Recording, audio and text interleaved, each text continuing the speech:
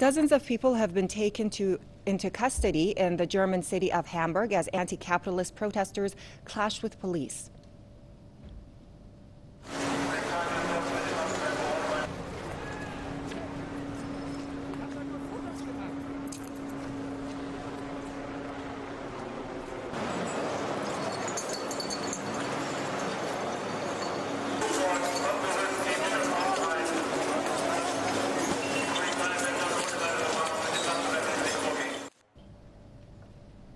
Police said at least 197 officers and 11 demonstrators were injured as thousands of protesters took to the streets of Hamburg to vent their anger at the G20 summit and the global political and economic system.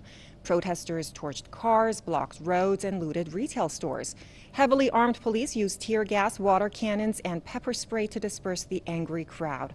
Police sealed much of the city center off, closing down all bus services and U-Bahn lines. Hospitals issued urgent calls for all staff to report to duty. German Chancellor Angela Merkel condemned the violence as, quote, unacceptable, and said the protesters had endangered people's lives. Political commentator Scott Bennett thinks that the demonstrators are right in their protest against destructive coordination of conglomerates, big banks, and politicians to the detriment of the working class worldwide.